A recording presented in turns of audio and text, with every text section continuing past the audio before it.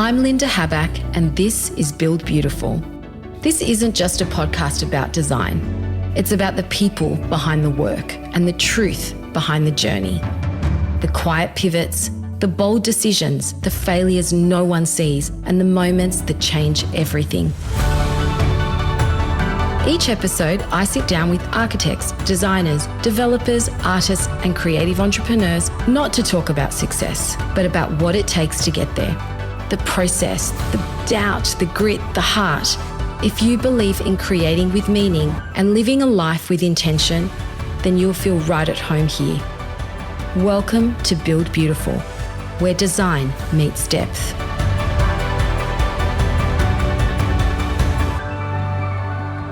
What does it mean to design honestly? Today, I'm joined by Tammy Miconi, founder of Lot 1 Design and award nominee of the 2024 Interior Design Excellence Award. Tammy's work is soulful and quiet, never performative, always real. She creates spaces that feel lived in and loved, that hold you rather than impress you. In this conversation, we talk about the power of restraint, the role of intuition, and the quiet courage it takes to stay true to your creative voice, even when the industry expects polish and perfection. If you're someone who values meaning over noise and softness over spectacle, this one's for you, because beauty isn't always loud. Sometimes it whispers. Here's my conversation with Tammy. Welcome. Thank you. So excited. So excited to have you and to have this conversation with you. I think we've had many conversations over we've known each other now a year and a half. And I think you always struck me as someone who had this quiet inner beauty is the way I can describe it. And it's almost like you're tussling with who you are, but you know you've got this incredible intuition. And I always leave my conversations with you enlightened. And yeah, I think you're amazing and your work is beyond beautiful. Oh, thank you so much. Beyond beautiful. That's so honestly, kind. I think you don't see it. You do the work honestly and you do it with such poise. But when I look at it critically, I just am blown away at the way your mind thinks. And I've said this to you before, like you're a true creator. Thank you. So let's get into the conversation. And I want to really take you back to your childhood. I want to start there. Yep. Because everything starts there, doesn't it? It does. Tell me, what kind of environment did you grow up in and how do you see that showing up in who you are now and also in the work that you're doing now? Wow. I don't know if we have enough time just to answer that one. We may need a psychologist on board. No. So I'm one of 4 children. I'm third. I have a Lebanese background. So my parents immigrated to Australia when they were teenagers, married here. We were all born here. Culturally, growing up, our life just revolved around family and everyone. Doors are left open and people just come in and they're automatically welcomed and food is thrown on the table immediately. And, it's just a big gathering all the time. Both my parents, I would say, are quite creative. My dad was a writer. He wrote poetry and he actually used to perform and things like that. So I remember him writing all the time. He's no longer with us, but we still have a lot of his work. My mum, I don't think she really got to explore her creativity as much as she could have, but she's amazing when it comes to food. She's like one of those people that just...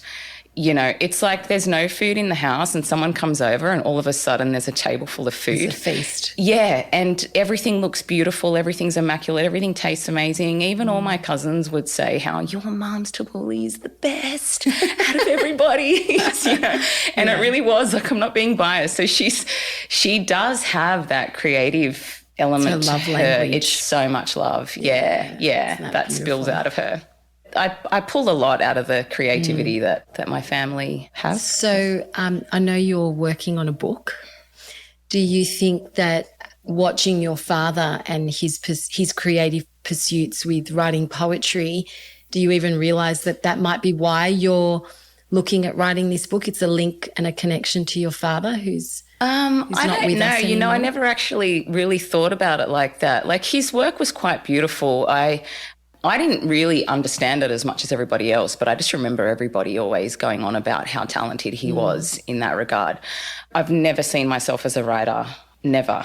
It's not something I ever thought that I would do. It was just more about this topic that Tell us about, because I think it really resonates with me. So I'd love for, I think, our listeners to understand and see and have context for what this is. Yeah, okay. It's a book of short stories. So every chapter is a short story about somebody, and it's about decisions that person made in their life based on what other people would expect or think of them, as opposed to the decisions they would have made if they just were honest with themselves and did what they wanted to do. Yeah. Growing up, it was really emphasised that we should make sure that we were always, respectful, and, we can't shame the family, and don't do this and don't say that, and be this and be that. And you grow up not really, you're not even sure who you are. It's like, okay, I better make sure I say this and do this, and not factor in what I want at all. It's really around that. And it really stemmed from a moment that I had with my mum where I got angry with her about something, and my mum's the most loving person on the planet, has sacrificed everything for her children. And it was because of decisions that I had made that I was really upset about, and I was reflecting on why I had made those decisions. And then it came back to, I said to my mum, you always said, what will the people say if they see you do this or say this? And I don't want to think about that anymore. I want to think about what I want to do. And I said, I hate the way you raised us. I said that to her, which was very hurtful. And she said, well, I just raised you the way I was raised. When she said that, it dawned on me that I don't actually really know her either. Like, I was like, you're my mum, but you're not who are you actually? Who are you really?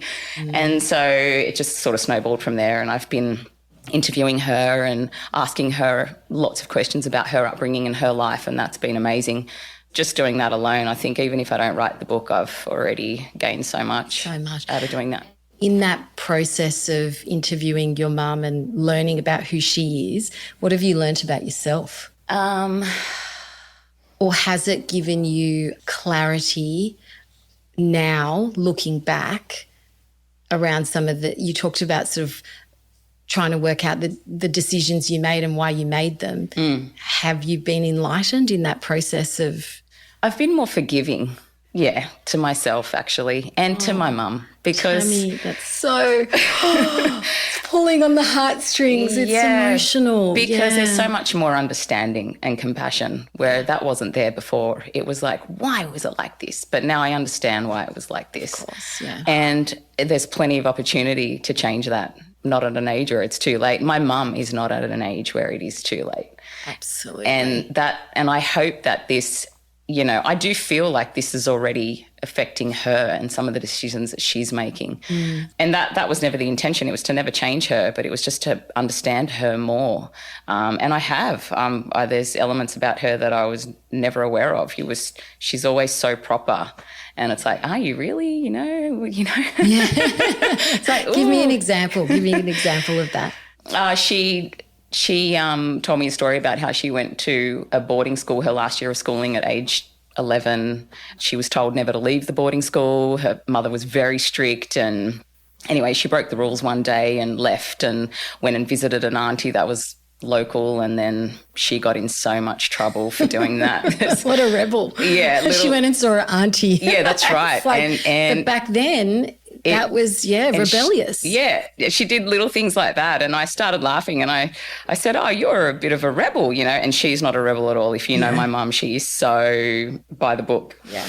The next day, I speak to her pretty much every day. I called her and said, oh, what did you do today? And she said, oh, I went shopping. And she never really goes shopping. And I said, what did you buy? And she said, I bought a dress, never wears dresses. And she said it had flowers on it. And I said, oh, does it have colour on it? And she said, yes, it does. And, my father had passed away. So culturally, you don't really wear bright colours and things like that, and especially red. And I said, does it have red on it? And she said, yes. And I said, who are you and what have you done with my mother? And she started laughing and I said, you sound like that rebel girl back at that boarding school. And she said to me, you know what, I feel like her today. And when she said that, I cried. We were just talking. She didn't know I was crying, but I cried when she said that because I thought, well, that conversation we had yesterday triggered something in you and you've gone out and done this thing today that you wouldn't normally do. Absolutely. And maybe also you gave her permission to forgive herself a little bit too. Yeah. Now that we have a sense of who you are and where you've come from, I want to come back to the creative unfolding. So tell me about what was that trigger moment or that point where you thought, because I know design wasn't your first career. No. So tell me what you were doing. What was the moment that you just thought, I can't do this anymore. I have to pursue this because it's just in my soul. Yeah. And what did that look like? What did that time look like for you? Okay, so my first career, I was a personal trainer, not that you would know that looking at me now. Yes, but, you do. Yes, you do. You're fabulous. I love the world of anatomy and physiology and health and wellness. I still do. Half the podcasts I listen to are all about health and wellness still. Love it. So I was a trainer and I enjoyed that. I did that for quite a while. But I got to a point where I felt like the process, despite people, transforming and, changing their lives, and I felt a lot of it was quite negative. And I'm a really positive person. And, as a personal trainer, you end up becoming also like a psychologist a lot of the time. And I was just having a moment one day where I felt like I couldn't progress more than where I had gotten to. And I was speaking to my boyfriend at the time, who is now my husband, and I said, I just need to do something else. And he said, well, what do you want to do? I said, I've always wanted to do interior design, but I've never felt confident enough to do it. And he said to me, well, why don't you just go and do work experience somewhere? It may not be as glamorous as you think it is. It may not be what you want to do. And so I called 50-odd designers that nobody would take me on. I found one in the end and went and did 4 days of experience, and it just kind of snowballed from there. So you did the work experience, and then I know you went and studied in more design centre. I did, yeah. And that was a 5-year course, full-time back then. 4 days a week, 4 nights a week. It was considered part-time, but it was 4 nights a week for 5 years. That is a huge commitment. Yeah, of time. huge. And because I'd already gotten my foot in the door, because I ended up getting a job out of that 4 days work experience, even though I wasn't qualified at all. Tell me the story about that, because you've told me this previously, but I think I love this approach and this inner strength that you had. So, yeah, let's touch on that. So it was at an architectural practice. There was an interiors division, and the senior associate there allowed me to do 4 days of work experience. And, you're cleaning out the sample library and doing all the stuff like that sort of thing. My last day there, she was talking to one of the other designers about hiring someone, and I said, hire me. And she just laughed and said, oh, you're not even qualified. Like, why would I, And it's never stopped anyone. I said, well, what do you want this designer to do? And she said, well, the designer needs to draw, and you don't know how to draw. You've got no concept of using CAD or anything like that. And I said, well, I'm a quick learner. And I said, just give me a go. What have you got to lose? And at the time they were working on a project on William Street. It was a multi-unit residential project, and they needed 37 typical bathrooms drawn, and one of the designers was going to work over Christmas and do that. And she said, well, if you want, you can come in over that holiday period and you can learn how to draw and assist in drawing those 37 typical bathrooms. And if you do, I'll give you a job.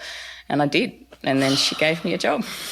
I love that story. I love that story. The fortitude, the courage, that inner belief that I can do this. Like, I can do this. And you did. And it's amazing. Yeah. So I couldn't let that go. Having my foot in the door, I couldn't let that go. So I still worked and studied at the same time. And amazing opportunity. I love it. Yeah.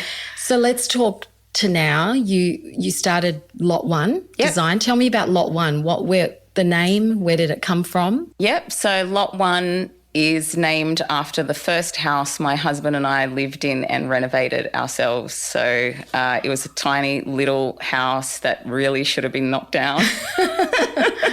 We had no money and we were renovating it ourselves and we made so many mistakes, but we were so happy. I just, that giddy sort of happy where you just, we had no bathroom. We didn't have a kitchen for 2 years. It was just ridiculous the way we were living. Oh, Everybody would walk in and shake their head. They had no idea what we were doing, but we were just so happy. And I just remember thinking, everybody deserves to have their own little lot, And so for me, it's just like, well, lot one, that was ours. We had fun, we made mistakes, and it would be nice to help everybody else with their own little lot. So I guess that's where it came from. I love that story. I love that. And I can see that in your work, actually, and knowing and getting to know you, I can really see that.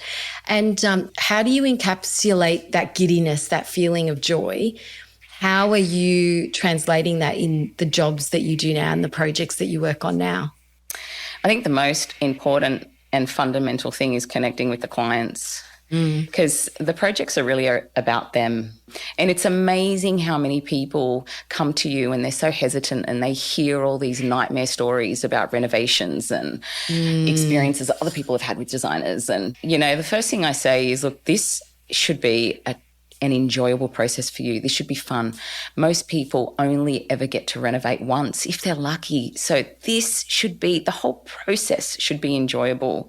And it's all about you. This is your house, your space. You need to walk in and feel like the spaces understand you. They function for you.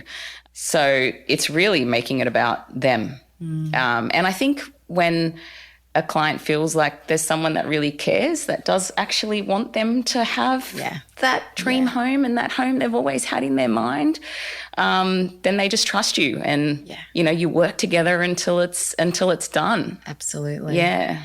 How do you deal with situations or clients where, or rather, have you been in a situation where the trust has been broken down a bit, and then how do you deal with that? Yeah, I have actually.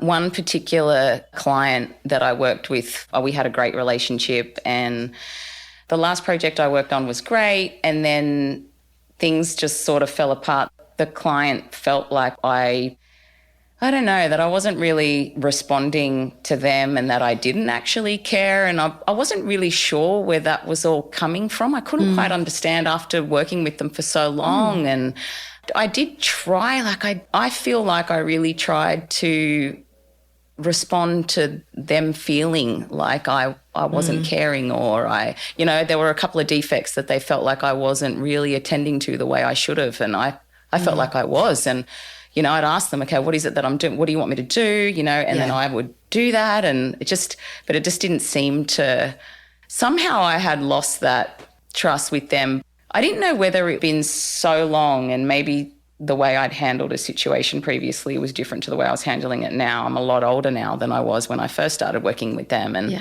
or things happening in their life maybe that just sort of propelled back onto me. I'm not sure, but that relationship did break down, and that was very difficult.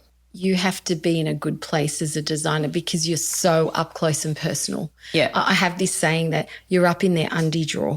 Like you're literally that, it's that intense that you have to be in a good place. You've got to bring your best self. And so the work shows it, it comes out in the work if you're not in a good place. Well, it's all emotional. There's so much emotion. As much as we want to put process in place, and there has to be process, but ultimately it's fueled by emotion. It is. It really is. I think there were a lot of factors with that particular client. And look, I don't have anything bad to say about those clients. They're lovely, they were beautiful people, and they were lovely to work with for that period of time. I just think maybe I'm just not the right person for them anymore, and that's okay. It's important, and one of the things I'm really passionate about talking about on this podcast is failure is almost, for me, more interesting than the success, because we are inundated with the pretty pictures and the perfect stories and the polish. But actually, we want to get to know the person, and the person is built by not just good experiences, but the challenging ones too. And so failure is, I think, more important because that's where we grow as humans, as designers, as business owners. So thank you for sharing that story. So how did the business change, or how did you approach the process of working with clients? Because I know there was a pivotal change in terms of your process and how you approached your relationship with clients and the work. It was really delving deep into that initial meeting where you're asking them why they want to do this. What is it they're hoping to achieve? What is their history? What do they want from this space? And really, for me, it's really feeling like their response just comes from the heart. It's a really deep response. It's not a superficial response. And so that's the client's perspective. What changed in you after having that experience? That it's okay that you're not the right person for every person. You can't please everyone, and you can't. Was that hard? Was that a hard lesson to learn? Yes, Hard on the ego? That was very hard because, going back to my upbringing where you want to please everybody and you want to do what's right for everybody, that's a hard pill to swallow when someone feels like you're not the right person for them, when you've bent over backwards and done everything you can and you've tried so hard and it's still not working and you don't know what to do, and it's almost to your own detriment. And so for me, it's accepting sooner rather than later that, hey, maybe I'm not the right person for you, and that's okay. That's okay. Yeah, absolutely. So let's talk about your practice. I love how you talk about concept and doing that concept ideation. I'd love for you to share with our listeners what your approach is at that conceptual stage. Yeah, so we start off by once we're engaged, the next thing is to really understand the client. So we will do a walkthrough at their place, really understand what it is that they love about it, what they don't like about it, what's working, what's not working, all the existing conditions, where the house is, architectural elements, history, how they live, what their family's like. And then we send them quite an extensive questionnaire as well that they fill in and send back to us. And then we put together a one-page document that is the design direction. And that's based on everything, the home, the people, what they love, what they don't love. And we revert back to this one document every time we are making a decision on the project. It makes the project very intentional. We don't make decisions just because, that looks good, or I've seen that and whatever. And never. Every decision is always reverted back to this concept direction, and it has to relate back to that. It just means that the entire project is, intentional, holistic. It all makes sense. You can walk from one part of the house to the next and it feels right. Even if you can't articulate why it feels right and why it's good, it just is. And it hangs together. That's right. And it's for every detail. It's from the largest, from space planning all the way through to how it feels when you're trying to open your cutlery drawer. What does that look like? What is that detail? Does that detail go back to that design direction? To that concept. And do you use images and words to come up with that? We do. What does that one page look like? Yeah, so there are words, but they're just, maybe 4 lines of words that are articulating what we're trying to do. And then the images below correspond with that. But the images aren't necessarily tangible. They're not of spaces. They're more of like a feeling or a detail or something like that. What sort of feedback are you asking from the client at that point? Yeah, that's a good question, because clients look at that and they say, I'm not really sure what you want me to say.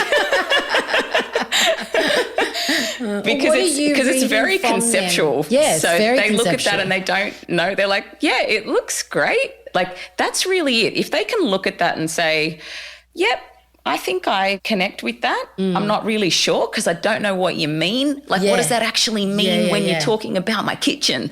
It's like, we're going to get to that, but I just want you to look at this and tell me if this feels right. And that's all I want is a yes, it does. Yeah. And then we can run from that. That's amazing. Yeah. Then in terms of that, building that relationship and trust, do you have a moment in that process where you go, yeah, the trust is there. Because I think the design process, it's so intimate, it's so emotional, but it hinges on trust between designer and the client. So is there a magic moment in that relationship timeline where you just go, that's it, the trust is we there? usually have to nail that the very first time we issue something, regardless of how small that is. If it's just, oh, look, we've replanned your master bedroom now, are you happy with that? That it's at that moment that the trust is built and locked in. And you can see it. You can see where they may have been a little hesitant previously, and then the moment you give them that first tangible thing, they are totally invested. They're all in. They're invested. I love it. It's that touch point, isn't it? Because every touch point is an opportunity to harness that trust, to build that trust. And and even with their correspondence back to that, you know, they'll be, you know, sometimes they'll be apologetic, like, I'm sorry, I'm not really sure, I don't want to. It's like, no, flood me with information. This is what, like, making it okay for them to completely just send it all through. And you can text me, you can call me, you can everything, even if it just pops up in your head randomly, make sure you let me know. Like just letting them know that it's okay. This is your place. Like, you've got to make sure I'm fully understanding what it is that you want. And making them feel okay about that. Like, they're not bothering me. You know what I mean? Love it. You're just completely holding space for them. Totally. And it's about them. It is about them. Which does mean that your cup has to be full when you're serving Definitely. others. And so that's that fine balance of, I think it's wrong to take on a project if you're not going to give it that 100% and for your cup to be full every time you speak to them. Absolutely. They're trusting you with such a big thing. It's a huge, enormous responsibility. It is. And so you've got to be prepared to really make them feel like it is a priority to you. It has to be a priority to you, or you shouldn't take it on. No, absolutely. No. I want to spend a minute or a moment talking about being a business person and running a business. Like, let's switch gears, because I think you're a rock star, obviously, at the client relationship and the output. I mean, it's, for me, I look at the work and I just think it's mind-blowing. Yeah, you're too kind. But I know, and this is a conversation I have with lots of designers around running a business. Because we have to wear many hats. So talk me through that. Tell me your perspective on that, but also then maybe some of the challenges and the successes. Like, I just want to unpack that side of things. Yeah, the business side of things, that's my short. Good old business of design stuff. You know, when I started, I didn't even know if this would work. My husband was very encouraging. He was like, you need to go out on your own. And I was like, where am I going to get work from? This isn't going to work, you know? And he's like, just give it 6 months. What's the worst that could happen? You don't do well or you don't get any work, you can get a job somewhere else. You've got so much experience under your belt that'll be fine. And I thought, when he said that, I thought, okay, if I've got a moment where I can try and it doesn't work, and I'll be okay. So, you know, the first few years was really just about the grind. That was just taking on any project that came in. There was, I also had 2 little boys, you know, that were one had started kindy, the other was in year 2, like really young. So and for context, how long has the business been in operation for? 2014 is when I started, Jan 2014, Running a business per se was not the priority. It was like, I've got 2 kids, I'm going to do this on the side and take on whatever I can. And for a few years, it was very much that. Then I got quite busy and had to hire someone who then worked off my dining table. It was hilarious. And we had samples all over the floor, and, you know, as you do. Yep.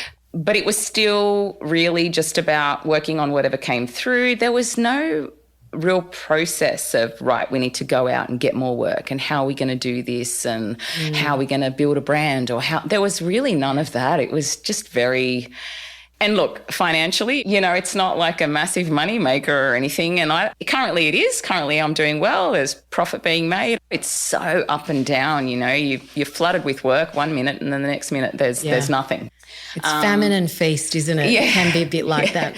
So I do feel like I've never really looked at it properly, like I am running a business. It was just, you know, taking on work when it sort of came in. That's different now. Now I feel like, I don't want to continue doing this unless this is going to be viable and successful. So I have I've tried a few different business coaches, and they were all interesting. Yeah, I mean, I had one who completely shattered me, basically, who said, I don't even know why you're bothering. You should just wrap things up because you're not making any money. And who is this person? I need to know them. I left crying. And my I was God. like, he said to me, actually, what he said to me was, this isn't a business. You're just like a glorified employee. That's what he said to me. I just left thinking, that's terrible. That's not what I want this to be. I was so offended. But actually thinking about it now, he was right, you know, like I wasn't running a business. And so now I want to run a business.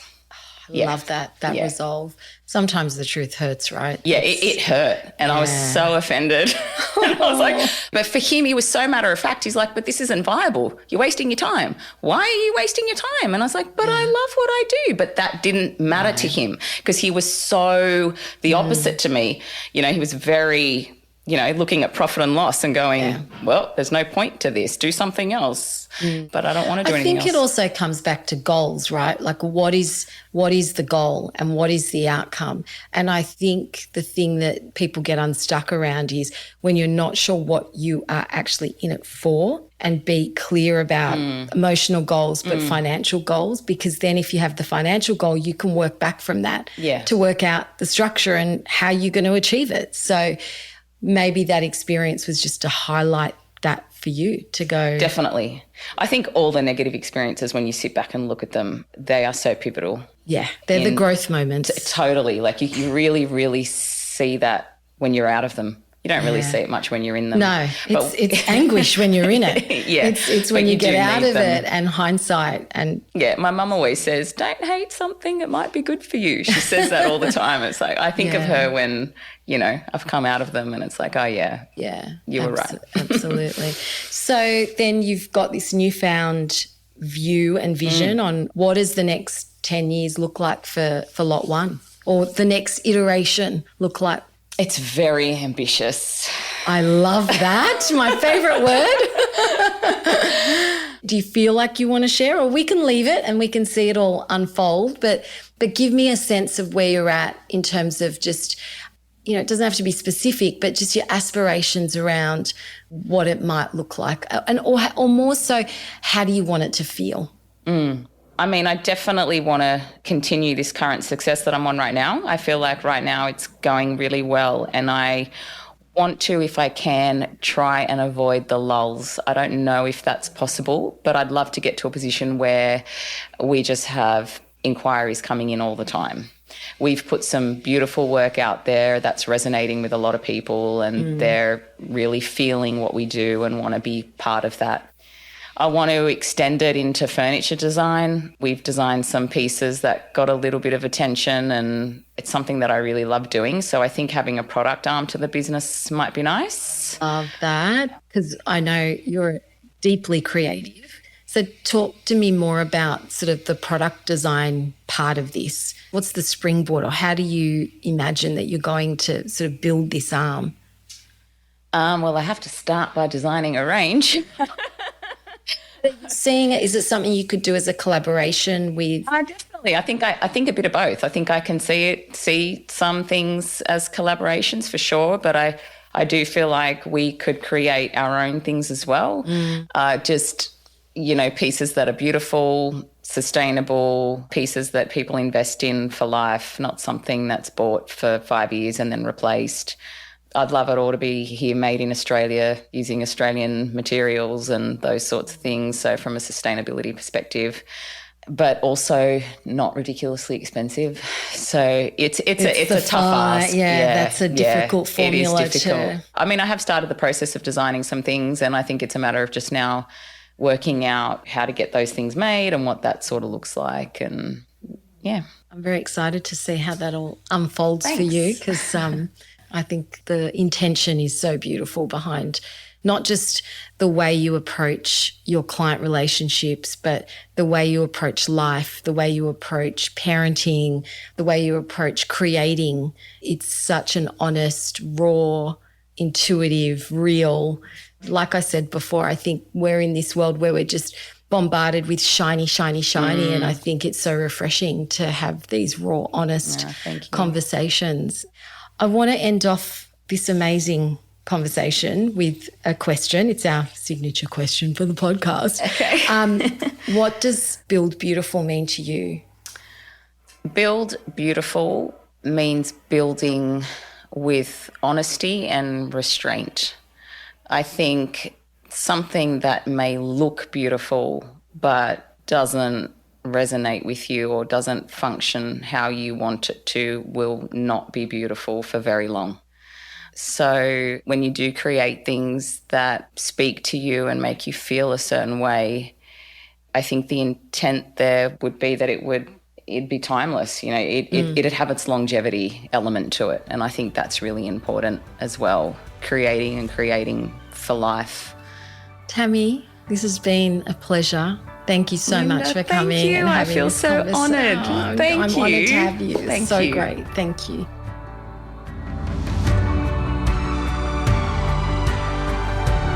Thank you for listening to Build Beautiful. If this conversation resonated with you, I'd love it if you'd follow the show, leave a review, or share it with someone who's building something meaningful. It matters more than you know. Follow us on Instagram at Build Beautiful Podcast. Until next time, keep creating with intention, and together we build beautiful.